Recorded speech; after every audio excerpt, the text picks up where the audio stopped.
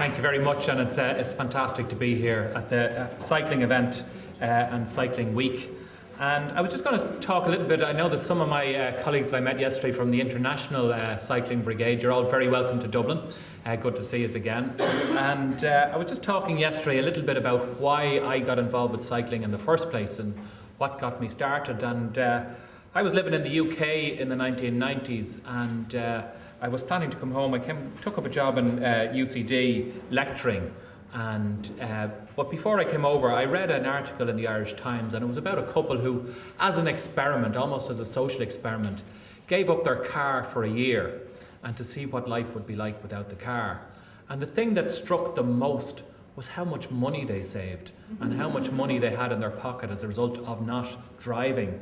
And they just talked about how they took extra holidays, they were able to go out for more meals, they were able to get more babysitters.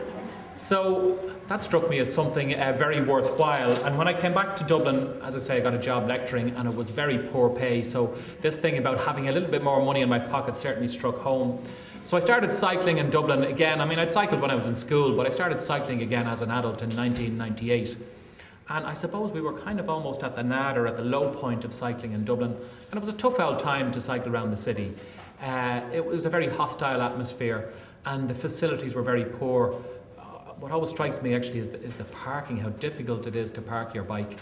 And remember in 2002 I went to visit Utrecht, and it was my first time cycling in another city outside of Ireland, and it was absolutely breathtaking, the difference between cycling in Dublin and cycling in Utrecht in Holland. And in Utrecht, it's a student university city in Holland, and it was such a pleasure to cycle. I mean, that was the thing that really struck me, how pleasant it was to cycle and how inviting it was to cycle. I know everything was laid on for you. You felt safe, but it was also, there was a bike rack outside every shop, every cinema, every theatre, every market. There was somewhere to put your bike. They wanted you and they welcomed you. Remember, every apartment block would have a pump just at the bottom of the stairs. Just simple things like that everywhere you went. And the contrast was really striking. So when I ran for election in 2004 as a councillor, certainly cycling was something that was on my agenda, and how we could improve the cycling facilities in Dublin. And I have to say, I learned a lot from the Dublin Cycling Campaign, and attended several lectures on given by the Dublin Cycling Campaign before I got elected, and learned a lot from them, and hopefully was able to implement then a lot of what I've learned from you over the years. One of the things, and since then, since 2004, every year since 2004, the number of people cycling in Dublin has gone up. After about a 25-year decline, it's gone up every year for the last 8 years, which I think is really positive. And more or less over those 8 years, we've seen the numbers double in the city. And the interesting thing is, as cycling has gone up, injuries and accidents to cycling has gone down, and not just by a little bit, by an extraordinary amount. In the 90s, there would have been 10 to 12 cyclists killed per year in Dublin. Now, most years, there's nobody killed, or maybe one person killed on a bike. In fact, across all modes of transport, the number of fatalities have really dropped dramatically. In the last 2 years alone, the reduction in fatalities has been 70%. So in 2009, for example, there were 32 people killed across all modes in Dublin. That's in the 4 counties, in the full, what we call the county of Dublin, where the Dubs represent. So there was 32 people killed in 2009. There were only 11 people killed last year. So far this year, there have been 6 fatalities in Dublin. So I know we hear a lot of people talking about that it's not safe to cycle. I think that's more a perception than a reality.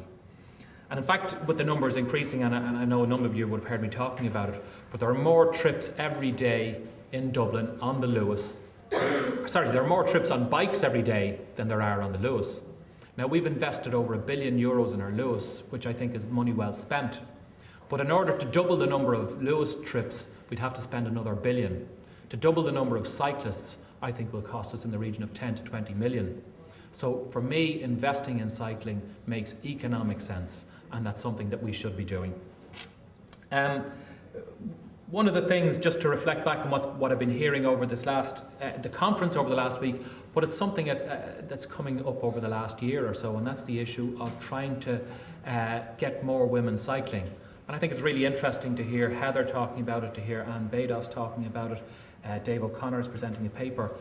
a year ago we weren't even talking about this, or certainly it wasn't on my radar. I kind of knew in the back of my mind there's more men cycling than women, but I think it was Anne Bados who put it to me very bluntly over Christmas: if we want to grow the audience for cycling and we're leaving out half of the population, well, we're really fighting with one hand tied behind our back.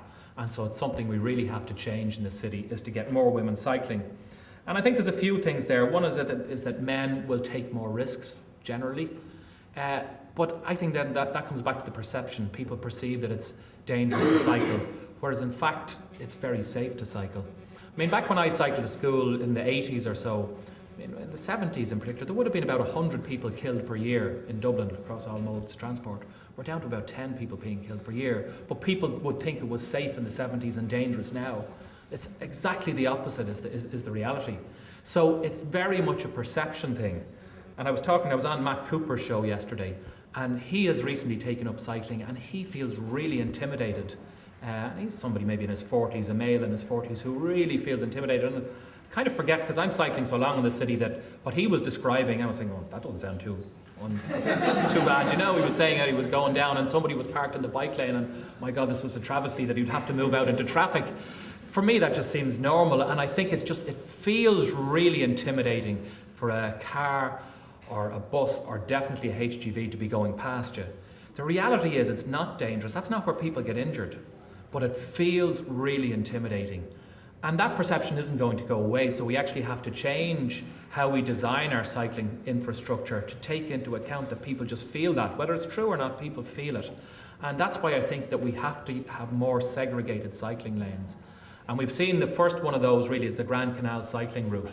And that's a proper segregated cycling lane, and people feel safer on it. Whether in fact they are safer or not, I think is mute. I think unless people feel safe, they won't cycle. In particular women, we have to persuade them that it is safe. And just that, the issue has come up a lot today, it comes up all the time, the issue of compulsory helmets.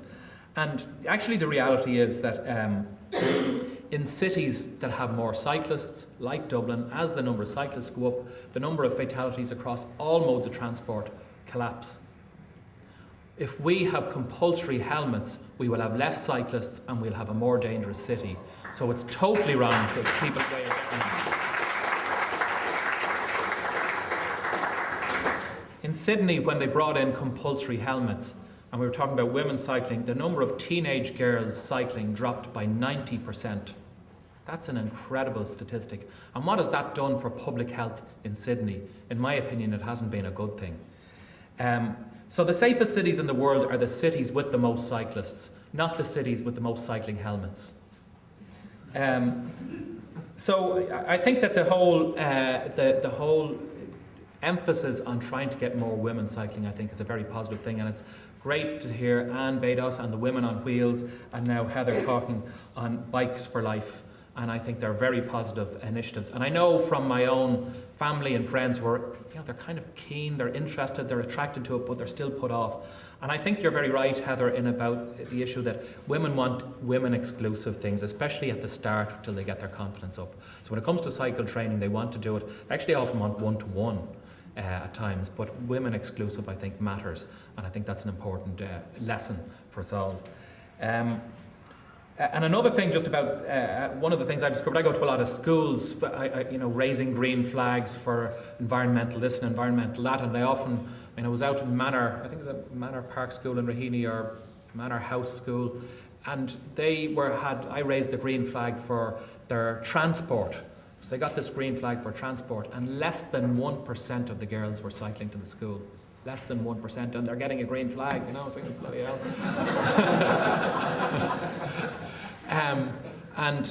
I was asking them, what's the issues? And they raised the thing about their uniform. It's compulsory skirts in that school, long skirts down to their ankles, and they have to wear them.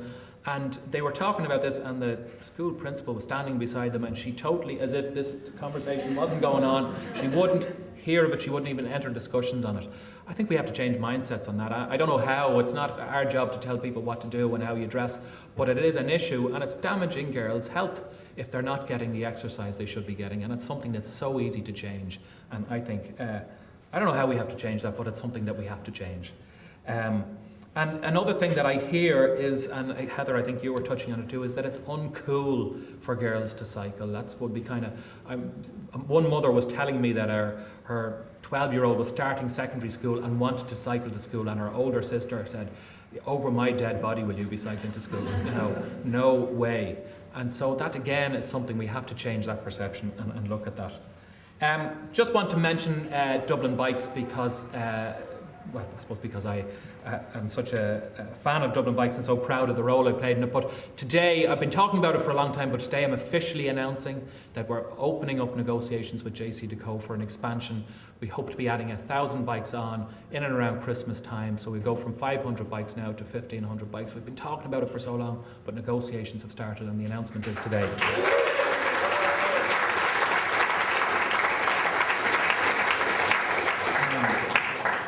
And just one thing, we're talking about cool and fitness and everything else, and I was over in Mexico City, and they have a Mexico City bike scheme, which was launched about the same time as ours, and it has been a roaring success for them.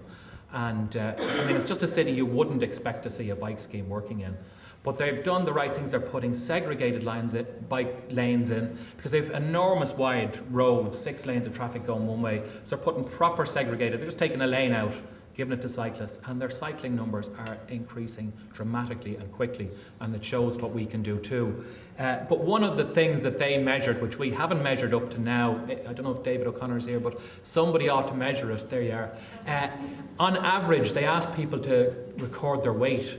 On average in Mexico City, people who joined the Mexico City bike scheme lost 6 kilograms in their first year. So I thought that was pretty impressive. So if that's not a good advertisement for cycling, I don't know what is.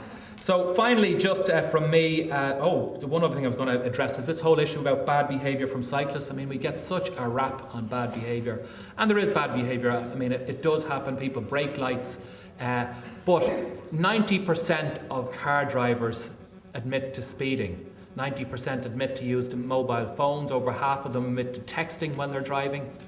Who are the real dangers in, is it cyclists or is it drivers? And we get the bad rap. I don't know.